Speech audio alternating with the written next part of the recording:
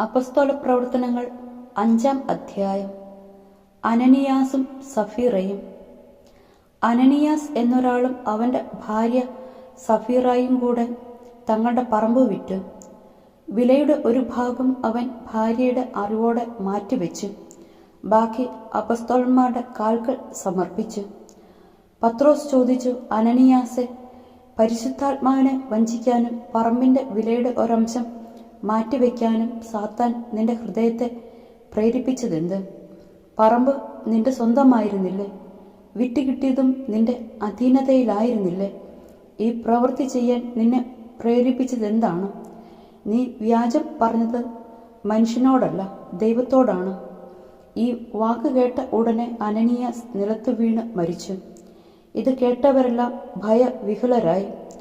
ചെറുപ്പക്കാർ അവനെ വസ്ത്രത്തിൽ പൊതിഞ്ഞ് പുറത്തു കൊണ്ടുപോയി സംസ്കരിച്ചു. ഏകദേശം 3 മണിക്കൂർ കഴിഞ്ഞ് അവൻ്റെ ഭാര്യയും വന്നു. നടന്നതൊന്നും അവൾ അറിഞ്ഞിരുന്നില്ല. പത്രോസ് അവളോട് ചോദിച്ചു, ഈ തുകയ്ക്ക് തന്നെയാണോ നിങ്ങൾ പറമ്പ് വിറ്റത് എന്ന് എന്നോട് പറയുക.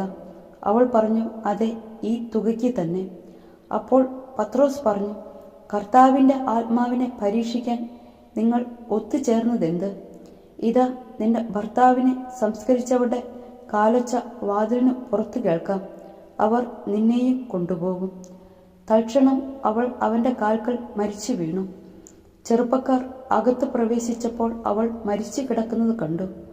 അവർ അവളെ എടുത്തുകൊണ്ടുപോയി ഭർത്താവിന് സമീപം സംസ്കരിച്ചു. സഭ മുഴുവനിലും ഇത് കേട്ട എല്ലാവരിലും വലിയ ഭയമുണ്ടായി. അത്ഭുതങ്ങളും അടയാളങ്ങളും. അപ്പസ്തോലന്മാരുടെ കരങ്ങൾ വഴി ജനമധ്യത്തിൽ വളരെ അടയാളങ്ങളും അത്ഭുതങ്ങളും സംഭവിച്ചുകൊണ്ടിരുന്നു.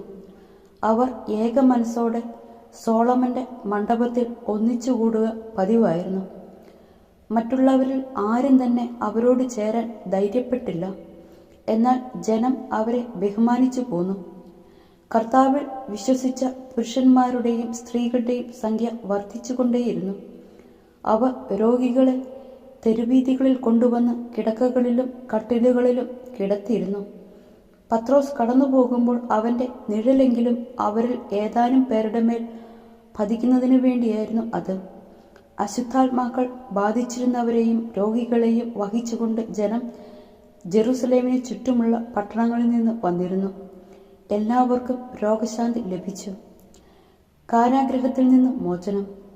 എന്നാൽ പ്രധാന പുരോഹിതനും അവനോട് ചേർന്നിരുന്ന സദുക്കായ വിഭാഗവും അസൂയ നിറഞ്ഞ അപ്പസ്തോലന്മാരെ ബന്ധിച്ച് പൊതു കാരാഗൃഹത്തിൽ അടച്ചു. രാത്രി കർത്താവിൻ്റെ ദൂതൻ കാരാഗൃഹ വാതിലുകൾ തുറന്ന് അവരെ പുറത്തു കൊണ്ടുവന്ന് അവരോട് പറഞ്ഞു, നിങ്ങൾ ദേവാലയത്തിൽ ചെന്ന് എല്ലാ ജനങ്ങളോടും നവജീവന്റെ ഈ വചനം പ്രസംഗിക്കുവിൻ. സംഘത്തിൻ്റെ മുമ്പിൽ അവർ ഇത് കേട്ട് പ്രഭാതമായപ്പോൾ ദേവാലയത്തിൽ പ്രവേശിച്ച് പഠിപ്പിച്ചുകൊണ്ടിരുന്നു. പ്രധാന പുരോഹിതനും അനുചരന്മാരും ഒന്നിച്ചുകൂടി ന്യായാധിപ സംഘത്തെയും ഇസ്രയേലിലെ എല്ലാ ജനപ്രമുഖന്മാരെയും വിളിച്ചുകൂട്ടുകയും തടവുകാരെ കൊണ്ടുവരാൻ ജയിലിലേക്ക് ആളയക്കുകയും ചെയ്തു. ആ സേവകർ കാരാഗൃഹത്തിൽ ചെന്നപ്പോൾ അവരെ അവിടെ കണ്ടില്ല. അവർ തിരിച്ചു ചെന്ന് വിവരമറിയിച്ചു. കാരാഗൃഹത്തിന്റെ വാതിലുകൾ ഭദ്രമായി ബന്ധിക്കപ്പെട്ടിരിക്കുന്നതും പടയാളികൾ കാവൽ നിൽക്കുന്നതും ഞങ്ങൾ കണ്ടു. എന്നാൽ വാതിൽ തുറന്നപ്പോൾ അകത്ത് ആരെയും കണ്ടില്ല. ഇത് കേട്ടപ്പോൾ ദേവാലയ സേനാധിപനും പുരോഹിത പ്രമുഖന്മാരും ഇതിൻ്റെ പര്യവസാനം എന്തായിരിക്കുമെന്ന് ചിന്തിച്ച് അവരെപ്പറ്റി സംഭ്രാന്തരായി. അപ്പോൾ ഒരാൾ വന്ന് അവരോട് പറഞ്ഞു, ഇതാ, നിങ്ങൾ കാരാഗൃഹത്തിലടച്ച മനുഷ്യർ ദേവാലയത്തിൽ നിന്നുകൊണ്ട് ജനങ്ങളെ പഠിപ്പിക്കുന്നു. അപ്പോൾ സേനാധിപൻ സേവകരോടുകൂടെ ചെന്ന് ബലപ്രയോഗം കൂടാതെ തന്നെ അവരെ കൂട്ടിക്കൊണ്ടുവന്നു. കാരണം ജനങ്ങൾ തങ്ങളെ കല്ലെറിയുമോ എന്ന് അവർ ഭയപ്പെട്ടിരുന്നു. അവർ അവരെ കൊണ്ടുവന്ന് സംഘത്തിൻ്റെ മുമ്പിൽ നിർത്തി. പ്രധാന പുരോഹിതൻ അവരോട് പറഞ്ഞു, ഈ നാമത്തിൽ പഠിപ്പിക്കരുതെന്ന് ഞങ്ങൾ കർശനമായി കൽപ്പിച്ചിരുന്നല്ലോ. എന്നിട്ട് നിങ്ങൾ നിങ്ങളുടെ പ്രബോധനം കൊണ്ട് ജെറുസലേം നിറച്ചിരിക്കുന്നു. ഈ മനുഷ്യന്റെ രക്തം ഞങ്ങളുടെ മേൽ ആരോപിക്കാൻ നിങ്ങൾ ഉദ്യമിക്കുകയും ചെയ്യുന്നു. പത്രോസും അപ്പസ്തോലന്മാരും പ്രതിവചിച്ചു, മനുഷ്യരെക്കാൾ ദൈവത്തെയാണ് അനുസരിക്കേണ്ടത്. നിങ്ങൾ മരത്തിൽ തൂക്കിക്കൊന്ന യേശുവിനെ നമ്മുടെ പിതാക്കന്മാരുടെ ദൈവം ഉയർപ്പിച്ചു. ഇസ്രയേലിന് അനുതാപവും പാപമോചനവും നൽകാൻ ദൈവം അവനെ നാഥനും രക്ഷകനുമായി തൻ്റെ വലത്തുഭാഗത്തേക്ക് ഉയർത്തി. ഈ സംഭവങ്ങൾക്ക് ഞങ്ങൾ സാക്ഷികളാണ്. തന്നെ അനുസരിക്കുന്നവർക്ക് ദൈവം പ്രദാനം ചെയ്യുന്ന പരിശുദ്ധാത്മാവ് ഇതിന് സാക്ഷിയാണ്. ഗമാലിയേൽ ഇടപെടുന്നു. ഇത് കേട്ടപ്പോൾ അവർ ക്ഷുഭിതരാകും. എന്നാൽ നിയമോപദേഷ്ടാവും സകലർക്കും ആദരണീയനുമായ ഗമാലിയേൽ എന്ന ഫരിസേയൻ സംഘത്തിൽ എഴുന്നേറ്റ് നിന്ന് അവരെ കുറച്ചു സമയത്തേക്ക് പുറത്തു നിർത്താൻ ആവശ്യപ്പെട്ടു. അനന്തരം അവൻ പറഞ്ഞു, ഇസ്രായേൽ ജനങ്ങളെ ഈ മനുഷ്യരോട് എന്ത് ചെയ്യണമെന്ന് തീരുമാനിക്കുന്നത് സൂക്ഷിച്ചു വേണം. കുറെ നാളുകൾക്ക് മുമ്പ് താൻ ഒരു വലിയവനാണെന്ന ഭാവത്തിൽ തെവുദാസ് രംഗപ്രവേശം ചെയ്തു. ഏകദേശം 400 പേർ അവൻ്റെ കൂടെ ചേർന്നു. എന്നാൽ അവൻ വധിക്കപ്പെടുകയും അവൻ്റെ അനുയായികൾ ചിതറുകയും നാമാവശേഷമാവുകയും ചെയ്തു. അനന്തരം കാനേഷുമാരിയുടെ കാലത്ത് ഗലീലിയനായ യൂദാസ് പ്രത്യക്ഷപ്പെട്ട് കുറെ പേരെ ആകർഷിച്ച് അനുയായികളാക്കി.